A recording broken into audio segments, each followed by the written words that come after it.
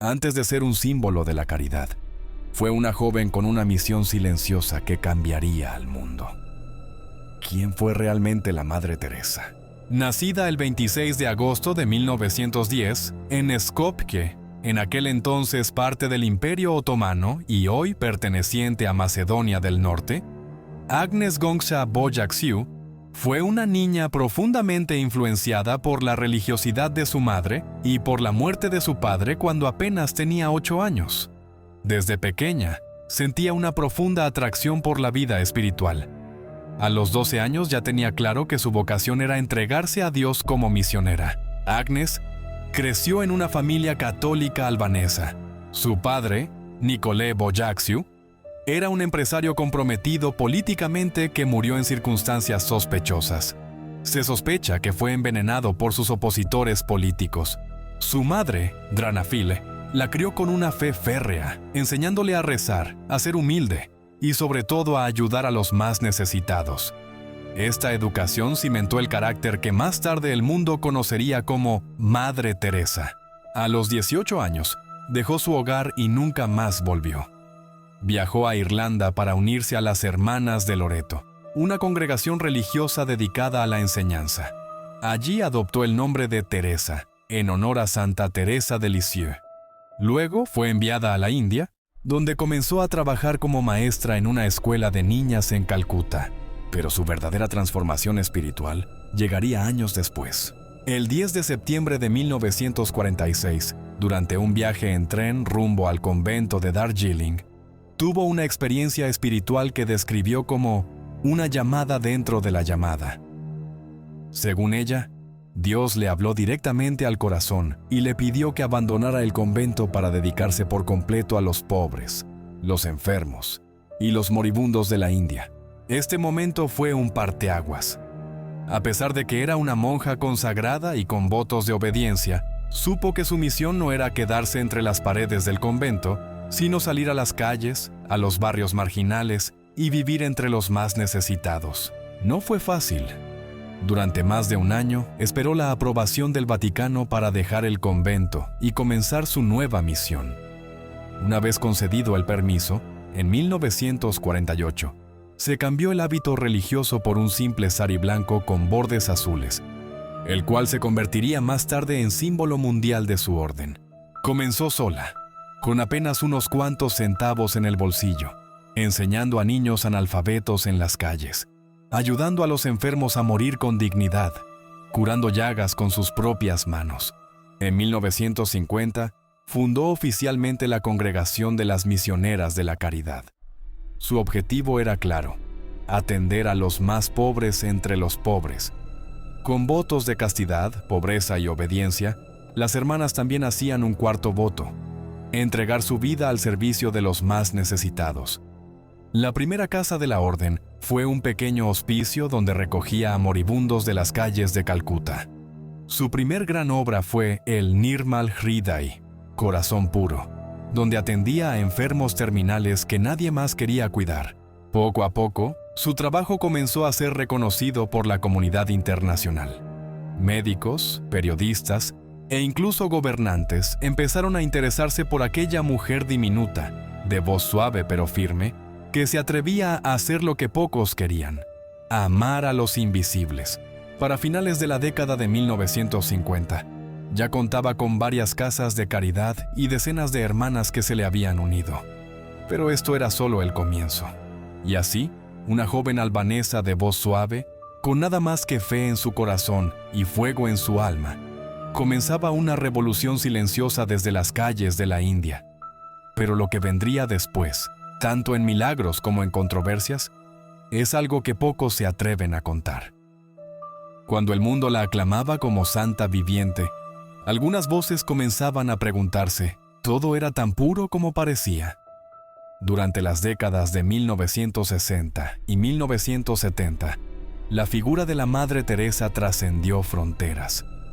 Los medios de comunicación comenzaron a cubrir su trabajo con gran entusiasmo.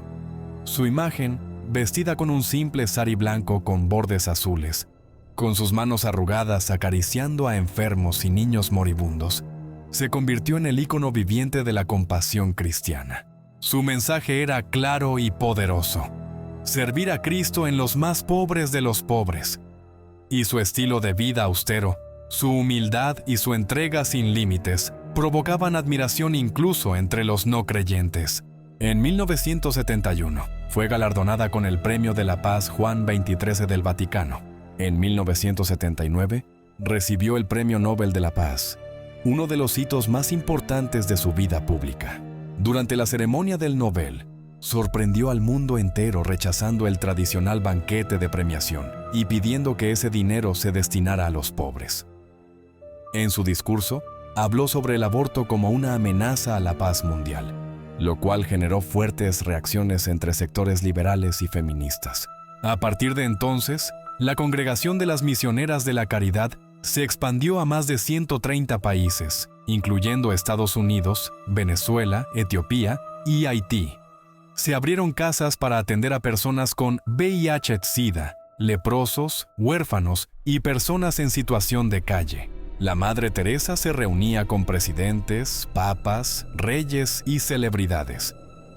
Aunque era humilde en su discurso, su figura ya era un peso moral global. Su cercanía con figuras como Juan Pablo II, la princesa Diana o Ronald Reagan reforzaba su imagen pública. Sin embargo, no todo era devoción ciega. A medida que su fama crecía, también comenzaban a surgir voces críticas.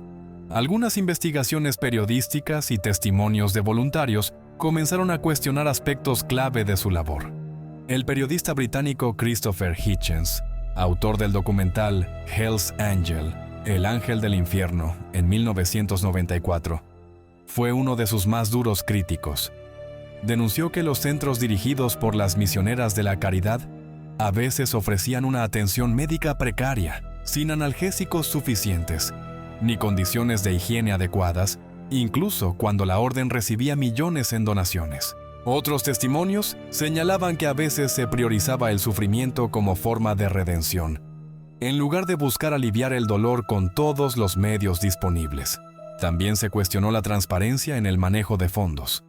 Aunque su organización recibía enormes donaciones de gobiernos y empresarios, como Charles Keating, un banquero estadounidense luego condenado por fraude, poco se sabía del destino exacto de los recursos.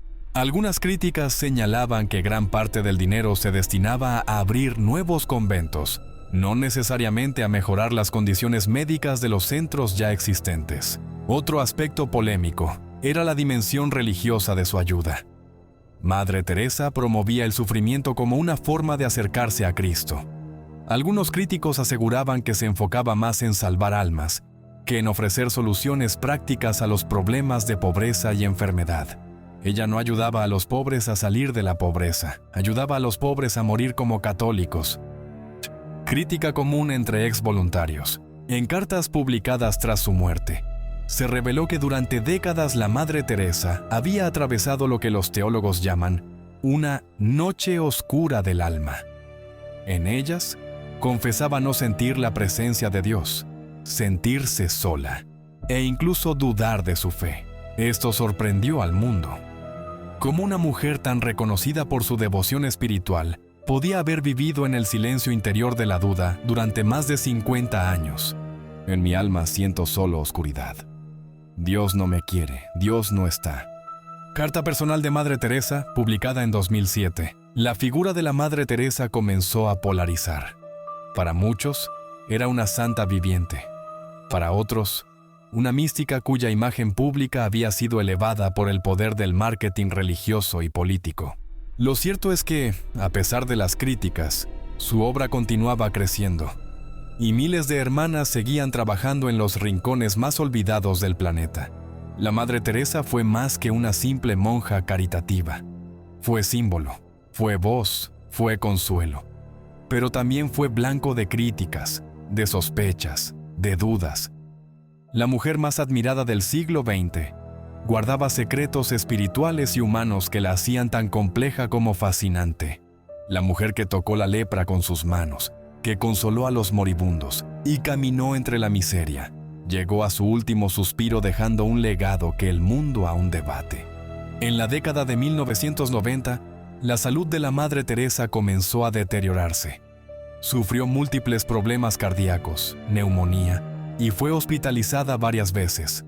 Pese a todo, seguía viajando, dando discursos y visitando casas de su congregación en diferentes partes del mundo. En 1997, con casi 87 años, decidió renunciar como superiora de las misioneras de la caridad.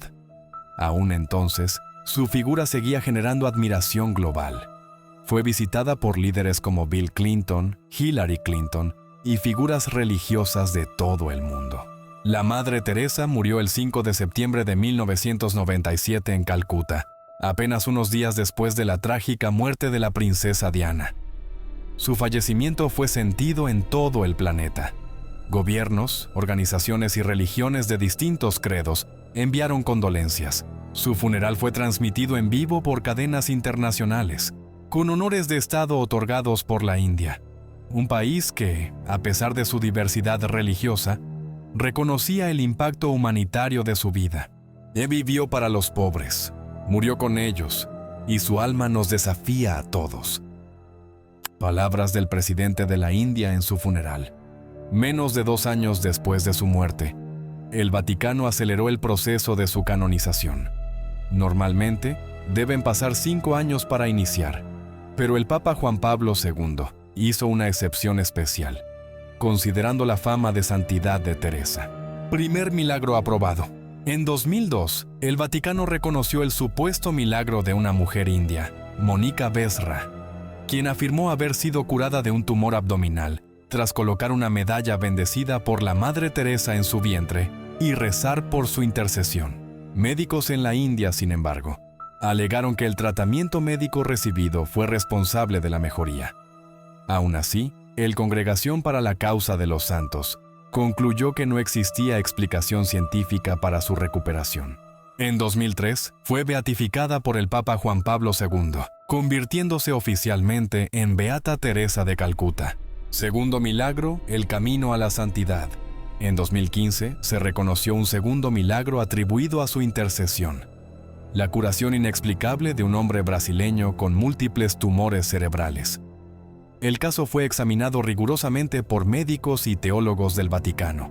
Con 2 milagros confirmados, el Papa Francisco aprobó su canonización y el 4 de septiembre de 2016 fue oficialmente proclamada Santa Teresa de Calcuta. Ella hizo sentir a los no amados que eran amados. Hizo visible el amor de Dios. Papa Francisco durante la canonización. Pero, ¿toda la historia fue tan santa? A pesar de la santidad reconocida por millones, el debate nunca terminó. Algunas de las críticas que surgieron en vida continuaron después de su muerte. Médicos y periodistas independientes cuestionaron los milagros por carecer de evidencia concluyente.